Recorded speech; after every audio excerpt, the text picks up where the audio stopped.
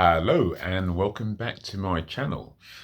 So I wasn't going to do one this week, but I've managed to find some time when the family are out. And so, yeah, I'm going to do one now. Firstly, I'd like to thank Victor, who commented on a previous video, who's given me some real thoughts in terms of how I can do some videos going forward. For those who haven't seen any of these videos before, I just record my thoughts as a middle-aged, midlife, call it what you will, Gen X person who wanted to try to practice presenting on YouTube, in front of a camera, or iPhone in this case, over the last year. And the idea is just basically to get better at it, because I honestly think we all need to have this skill, the ability to present in front of a camera. It's not to become a YouTuber. In and of itself, YouTube is just a delivery mechanism for whatever expertise you have. So I don't plan to be a YouTuber, but I do plan to use YouTube as part of my side hustle, small business enterprise, where I want to use my skill set. Anyway, back to the point I was going to make.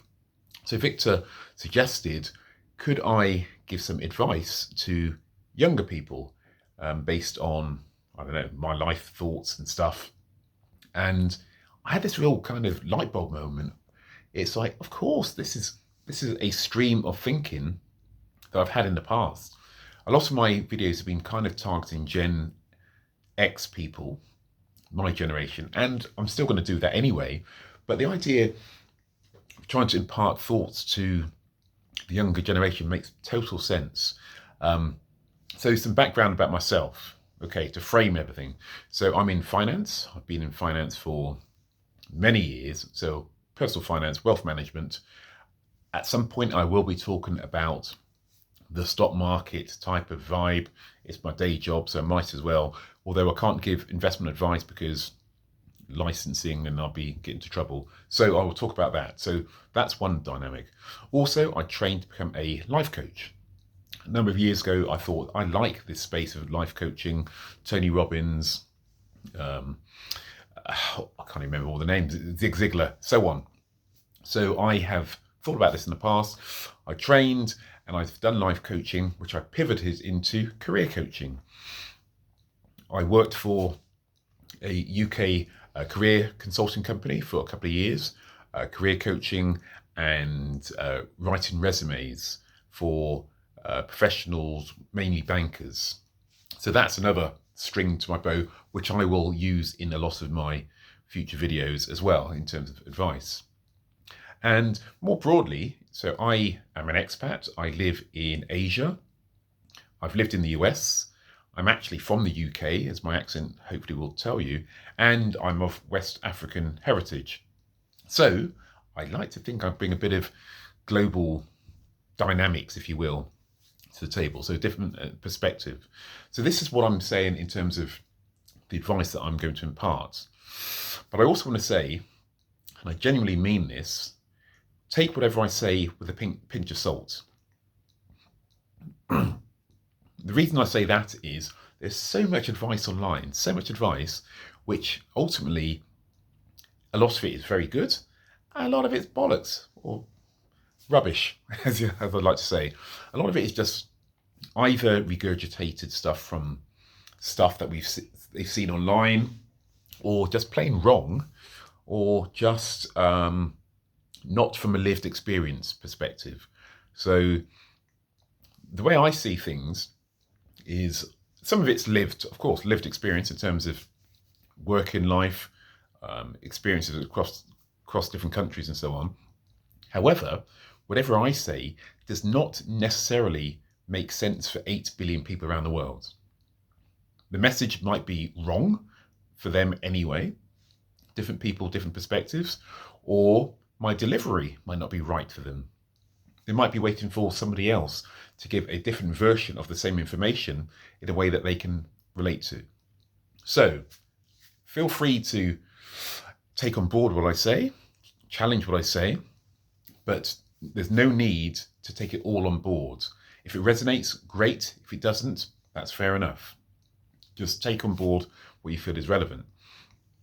I think platforms like YouTube are great, but the reality is those with the biggest marketing machines or production values or research, whatever, tend to get a high profile. Not saying they're necessarily better than the average man on the street or woman on the street in terms of the actual experience or content, but it's just the way it works. So just because certain videos turn up in your feeds doesn't mean that they're actually any good. Yes, they might look good, but the actual content might not actually be relevant for you. So yeah, keep that in mind. So one thing I thought about in terms of how to package this going forward, in terms of, you know, how to look at the different parts of life that I could give advice on, is to use this tool from life coaching, which is called the Wheel of Life.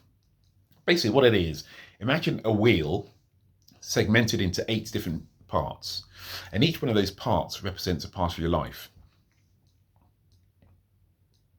Finance, career, relationships, health. You know, I haven't actually got the wheel in front of me because it's been a little while since I've used it, but you get my drift. Different parts of life are segmented, and you can analyze how well certain parts of your life are going based on how you review your holistic part of life. And the interesting thing about the Wheel of Life is it shows how certain parts of your life could be doing well, and then it shows how certain other parts might not be doing well. But sometimes the reason why one part isn't doing well is because another one is doing far bit better.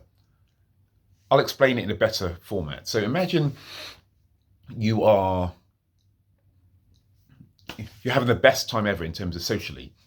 You're meeting new people, you're hanging out with new friends, or your core friends, you're going out a lot. And so if you were looking at your wheel and one of your segments was social or relationships, they could be one and the same or they could be separate, but for the sake of this argument, call them the same. You could give it a 10 out of 10 on a scale of 0 to 10, 10 out of 10. Then when you're reviewing the rest of your life, you look at your career. Your career could be a 4 out of 10. Your health could be a 3 out of 10. Your finance could be a 4 out of 10. Sometimes it's that social bit that's impacting the other bits. You could be going out so much that you're waking up very late and you're very tired and your work is suffering.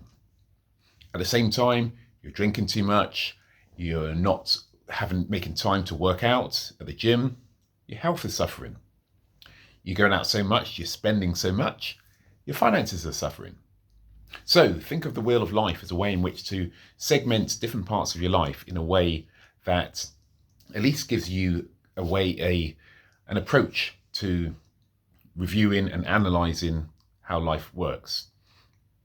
So that's how I'm going to start looking at these. I think I'm going to maybe touch on a different segment each week or every other week, whenever I get time to do these videos. And yeah, so thank you, Victor. Again, this has given me some thoughts on how to approach this. But going back another step, one of the reasons why I am doing these videos is to get practice in. As I said many times, I've never really liked talking to a camera, and this is as much for my purpose as it is for your purpose in terms of practice, in terms of just getting it out there. I don't edit, as you will have seen, because I'm and ahhing and kind of gulping and stuff. But that's life. That's real life. That's,